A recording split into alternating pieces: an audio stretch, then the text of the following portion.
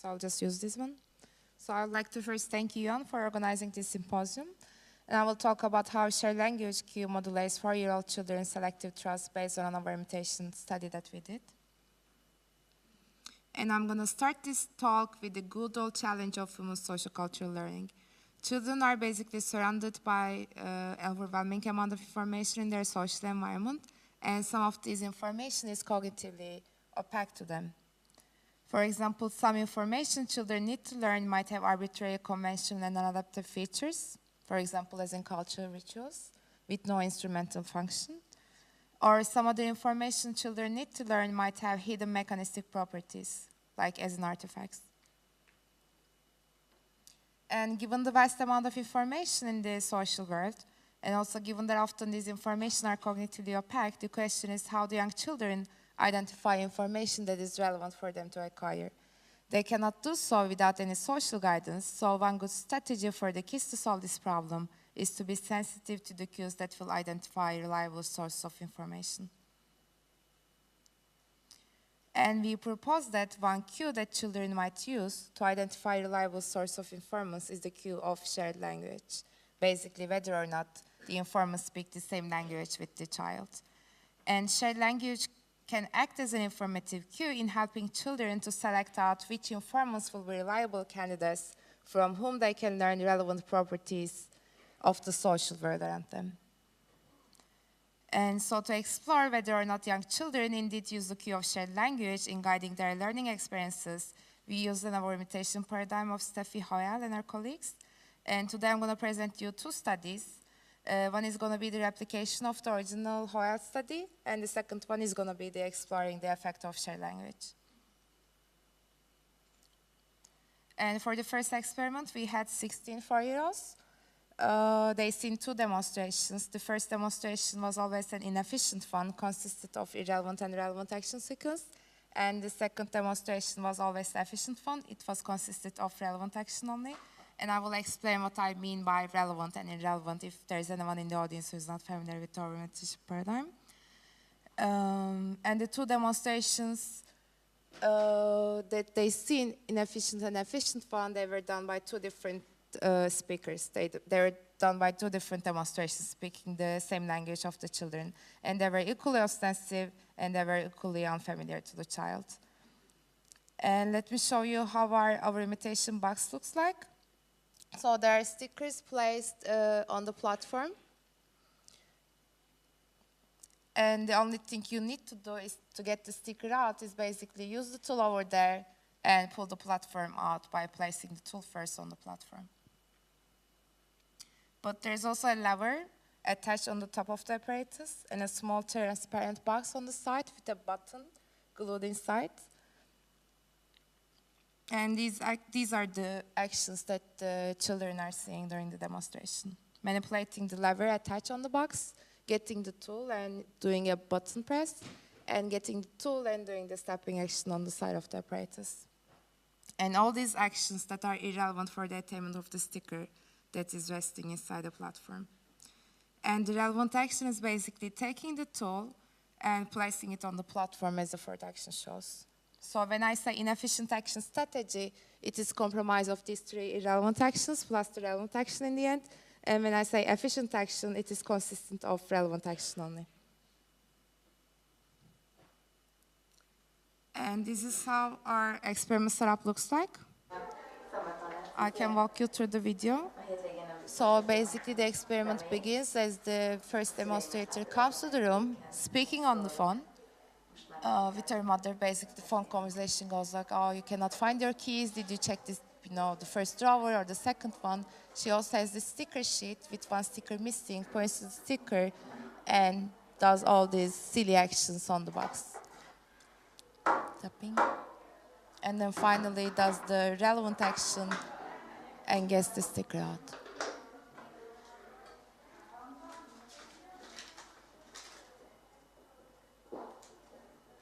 And after this demonstration, the demonstrator leaves the room, and there is always a warm-up person in the room present. And basically, the warm-up person tells the child, do you want to get a sticker? It's your turn now. And we're basically interested in to see what the child does to get a sticker out of the box.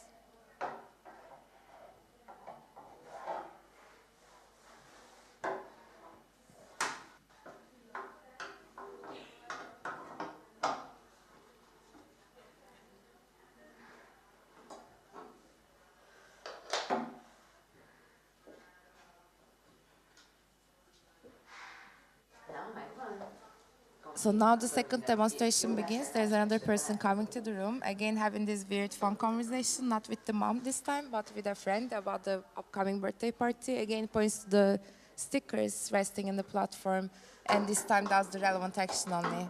So acts efficiently. And again, everything is the same. Demonstrators don't directly talk with the child, but they exploit non-verbal ostensive signals, basically pointing, gaze alternation. And now we are given the child a second turn to act on the box, and we are interested in what they're going to do next after seeing the efficient action. So children received an over-imitation score of 3 if they imitated all the 3 irrelevant actions they've seen.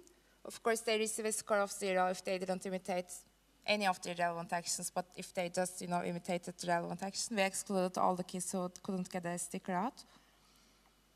And these are the results of the replication of the first study. So on the y-axis, you will see the number of irrelevant actions children imitated. And these are the 2 imitation phases. And as you can see, the number of irrelevant actions children imitated dropped from the first imitation round to the second one. And this drop was significant. So to some 4-year-old children, they acquired inefficient action strategy shown by an ostensive informant speaking their own language in the first imitation round.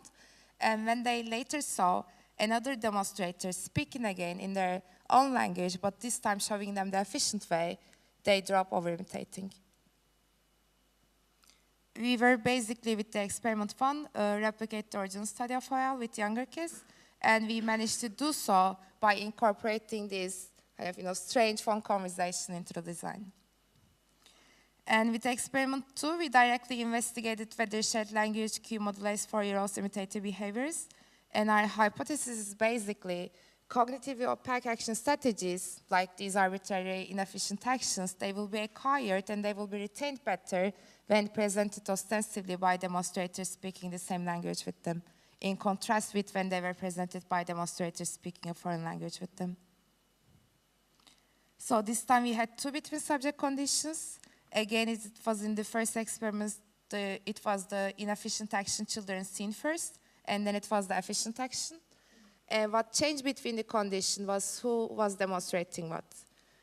So it was either the same language speaker doing it inefficient action first, and it was later the foreign language speaker doing it efficiently, or it was the foreign language speaker doing it inefficiently first, and then later it was the same language speaker doing it efficiently.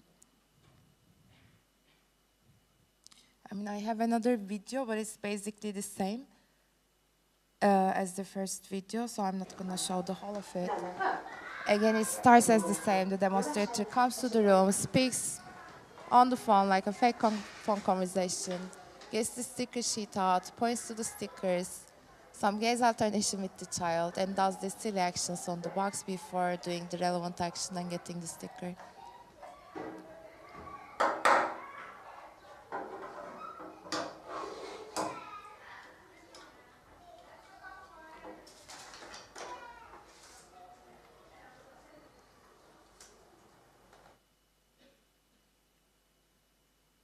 And again, the instruction is the same. The warm-up person always stays in the room, but basically sits in the corner, away from the child and the box. Doesn't show any interest in what's happening, but then says, it's your turn now. And we are looking at what the child does to get a sticker.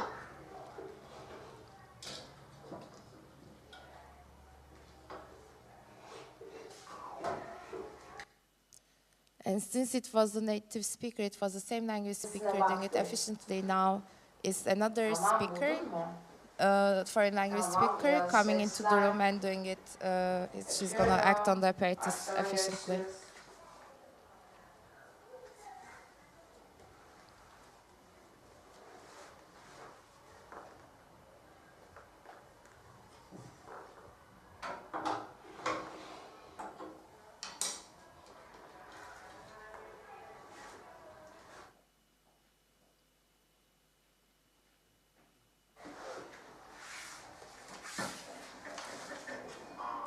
And despite seeing the efficient action by a foreigner, this kid particularly still wants to do this in all selections.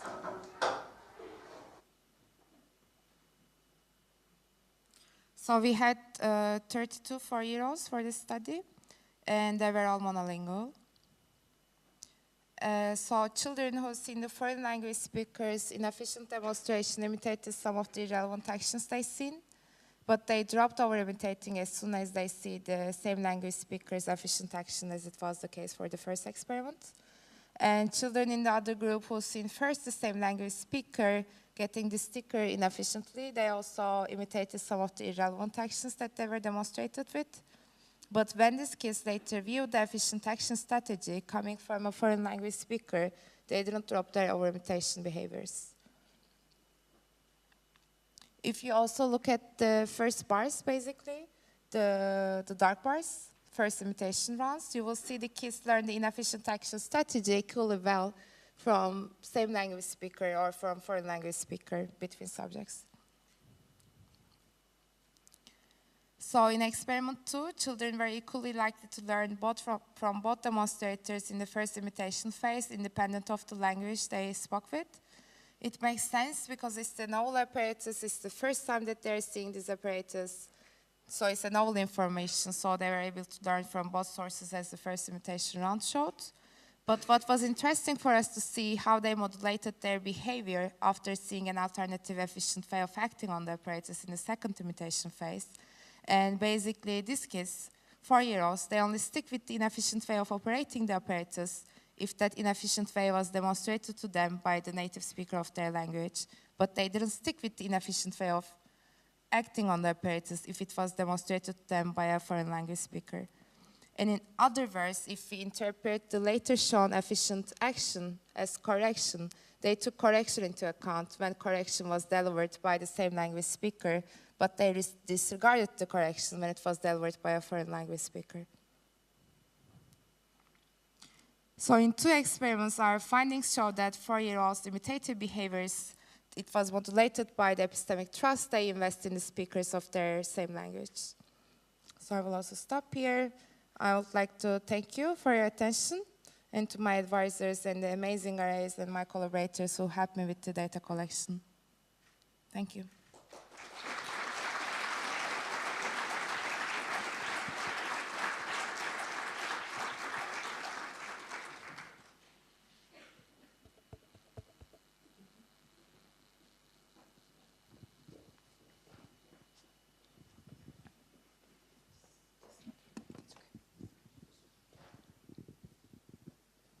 We have a few minutes for questions.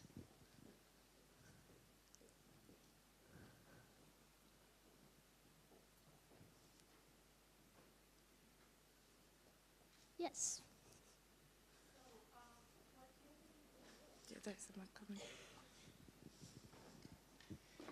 What do you think is going on in the condition where the first demonstration is done by the native speaker? So these are 4-year-olds. They have been exposed to the language for quite a bit.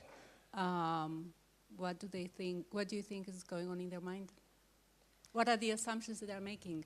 Is it that, well, this person is performing these inefficient actions because there is a hidden goal, because she's trying to teach me something? So what are the inferences that the child is making in the native condition? Yeah. Basically, the whole argument behind this study is that we hypothesize that this shared language cue induces interpretive bias among children, so that the information that is going to be offered to them by the speaker of their language is going to be relevant for them to acquire. So whether it is arbitrary or it is, it is seemingly inefficient, we think that they understand the task as being more relevant when it is demonstrated to them by an ostensive native language speaker. But what is the relevance? Because they've already, so after they get the inefficient demonstration, they receive a relevant action that leads to an immediate outcome. So beyond that, what is the relevance of the communication? I mean, it might be an overshot, but it can be also the way of learning. This is how we do it. So maybe they also learn manners with it.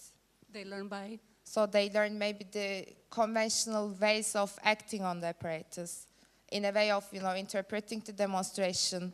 This person is showing me this way because this is how they do it. And I should learn the hows of it. So they learn that, well, in my community, in my, the community of my language, this is how people have chosen to perform this action. Exactly. Right? Okay. Yeah. Okay. Thank you. Oh, we had one more question. Oh.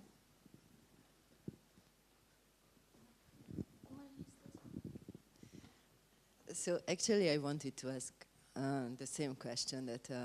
So these are 4-year-olds, no? Yeah. So if you consider to ask them what they think about the irrelevant action, so whether they think that there is some kind of causality here, or as you said, that they would just think that this is the way how we are supposed to do it. So I don't know if you consider just to ask them after the imitation. I mean, it was unlucky that we didn't consider it. It could have been really, helpful addition to the study, but we didn't ask it.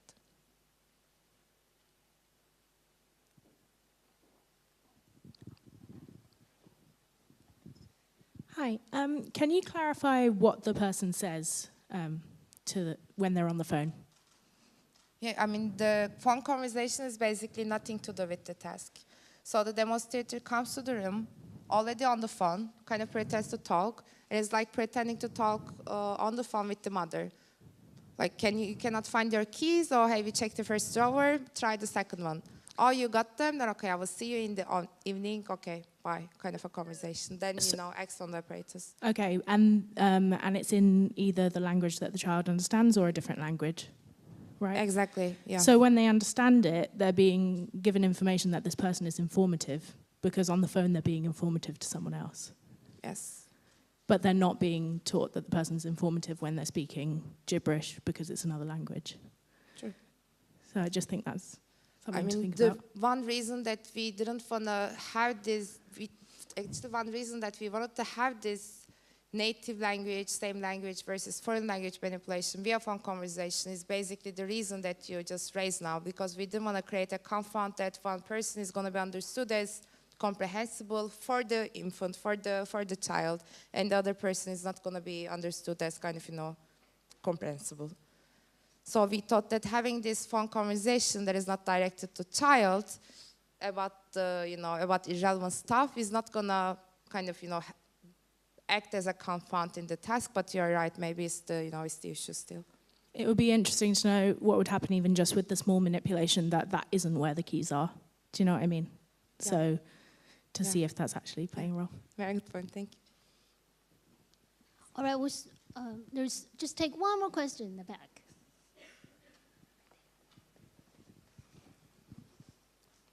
Hi, nice talk.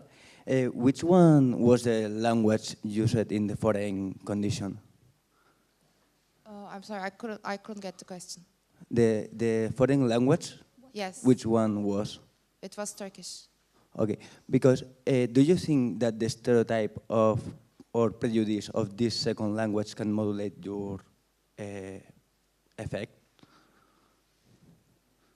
So I'm just going to rephrase to make sure that I get you right. So you're asking whether Turkish is understood as equally similar to Hungarian, is it what you're asking? I mean, if when you listen to another language, you associate this language with another culture, and maybe you have different prejudice or stereotypes, then do you think that this can affect your study? I think I get the gist, sorry that I just couldn't understand the whole question. But basically we had the parental questionnaires about the child's exposure to another foreign language, and we handpicked the monolinguals who weren't exposed to another language than Hungarian. I think it answers, right? I mean, hope so. Okay, thanks.